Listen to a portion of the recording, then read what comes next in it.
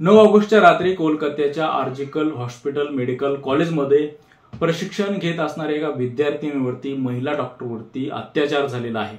अमानुषपणे अत्याचार करून बलात्कार करून या महिला डॉक्टरची हत्या केलेली आहे आणि त्या घटनेमुळे संपूर्ण देश हादरलेला आहे। संपूर्ण देशभरातून आता तीव्र स्वरूपाच्या प्रतिक्रिया उमटत आहेत आणि निषेध देखील नोंदवला जात आहे। काल संपूर्ण देशभरातील डॉक्टरांनी बंद पाळून या घटनेचा निषेध नोंदवलेला आहे। आता या घटनेचा पोलीस तपास सुरू झालेला आहे आणि वेगवेगळ्या धक्कादायक माहित्या समोर यायला सुरुवात झालेली आहे। आता या पीडितेच्या पीएम रिपोर्टमध्ये देखील एक धक्कादायक माहिती समोर आल्याची डॉक्टर सुवर्ण गोसावी यांनी सांगितली आहे। पीडितेच्या पोटामध्ये पीएम रिपोर्टनुसार 150 ग्रॅमपेक्षा अधिक वीर्य आढळून आलेलं आहे आणि त्यामुळे ही घटना सामूहिक आहे, सामूहिक अत्याचार झालेला आहे आणि त्यामुळे या घटनेमध्ये अनेक आरोपी आहेत असं देखील आता सांगण्यात येत आहे। आता ही नेमकी घटना कशी घडलेली आहे तर 9 ऑगस्ट रोजी रात्री दिवसभर ड्युटी करून ही महिला डॉक्टर विश्रांतीसाठी गेली होती आणि जेवण करून आराम करत होती, झोपलेली होती आणि झोपेत असतानाच एक इसम त्या ठिकाणी दारूच्या नशेमध्ये आला होता। तो आरोपी दारूच्या नशेमध्ये आल्यानंतर या महिलावरती अत्याचार करू लागला, हाणमार करू लागला आणि त्यानंतर अत्याचार करून बलात्कार करून या महिला डॉक्टरची हत्या केली आणि त्यानंतर ही घटना समोर आली। हॉस्पिटल प्रशासनाने या पीडितेच्या घरी माहिती देताना सुरुवातीला अशी माहिती दिली की तुमच्या मुलीच्या पोटामध्ये दुखायला लागला आहे आणि त्यानंतर काही वेळानंतरच तुमच्या मुलीने आत्महत्या केलेली आहे अशी माहिती दिली आणि पीडितेच्या कुटुंबियांना संशय आला। सकाळी ही घटना सगळीकडे पसरली होती आणि हॉस्पिटल प्रशासनाने ही घटना दाबण्याचा प्रयत्न केला असं देखील पीडितेच्या कुटुंबियांनी आरोप केलेला आहे।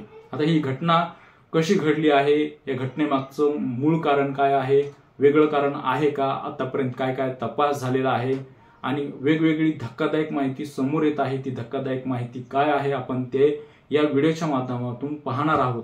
त्यासाठी हा व्हिडिओ तुम्ही शेवटपर्यंत नक्की बघा। तर मी हनुमान शेरे। कोलकात्याच्या आर्जिकर मेडिकल कॉलेजमधील प्रशिक्षणार्थी महिला डॉक्टरावरील सामूहिक अत्याचार व हत्या प्रकरणात आता धक्कादायक माहिती समोर आली आहे। सीबीआयचा आतापर्यंतचा तपास आणि मृत डॉक्टराच्या सह्याद्रीच्या जबाबानुसार या रुग्णालयामध्ये या हॉस्पिटलमध्ये मानवी अवयव तस्करी केली जात होती आणि या तस्करीचा भांडाफोड करण्यासाठी या महिला डॉक्टरांनी प्रयत्न सुरू केले होते आणि म्हणूनच काही समाजकंटकांनी या डॉक्टराची हत्या केलेली आहे।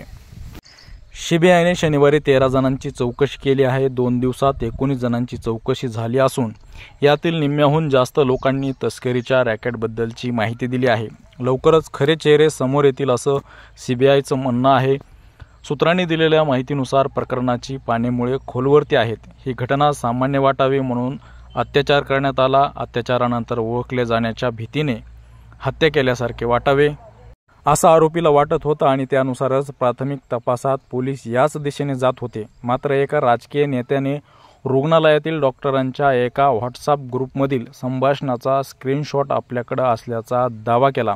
त्यात सेक्स ड्रग्ज रॅकेट असल्याचे दिसते।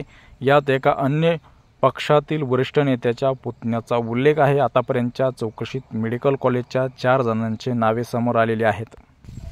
यात 3 डॉक्टर आहेत, एक कर्मचारी आहे। हे 4ही जण एका राजकीय पक्षाशी जोडलेले असून ते सेक्स ड्रग्ज रॅकेट चालवत होते। मृत डॉक्टराचे वडील बंगाल मीडियाला म्हणाले, संपूर्ण विभाग यात सामील आहे। पुरावा नष्ट करण्यासाठी मृतदेह सेमिनार कक्षामध्ये आणून ठेवला असल्याचा संशय त्यांनी व्यक्त केला आहे। या मेडिकल कॉलेजमधील काही विद्यार्थ्यांनी दावा केलेला आहे। महाविद्यालयाचे माजी प्राचार्य संदीप घोष यांच्यावर देखील विद्यार्थ्यांनी आरोप केले आहेत।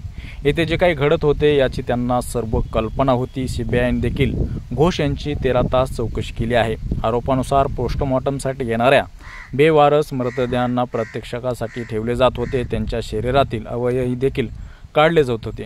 तूर्तास सीबीआयने त्यास पुष्टी दिली नाही। एका वैद्यकीय शिक्षण घेणाऱ्या विद्यार्थिनीवरती एका महिला डॉक्टरवरती झालेली ही खूप मोठी दुःखद घटना आहे आणि त्यामुळे देशामध्ये मोठी हळहळ व्यक्त केली जात आहे आणि देशामधून या नराधमांना फाशी देण्यात यावी, सजा द्यावी। त्याचबरोबर या नराधमाच्या पाठीमागं अजून किती नराधम आहेत, किती आरोपी आहेत त्याचा शोध घेण्यात यावा आणि त्यांच्यावर कडक कारवाई करण्यात यावी अशी मागणी केली जात आहे। आता एखाद्या महिलेवरती जर असा अन्याय होत असेल तर देशातील महिला सुरक्षित आहे का असा मोठा प्रश्न या ठिकाणी उपस्थित होत आहे। आणि या घटनेचा सर्व देशभरामध्ये निषेध नोंदवला जात आहे। अशा जर घटना घडत असतील तर लाखो मुली डॉक्टर होण्याचं स्वप्न पाहत आहेत, त्यांच्यावर देखील मोठा परिणाम होणार असल्याच्या प्रतिक्रिया आता जनतेमधून यायला लागलेल्या आहेत।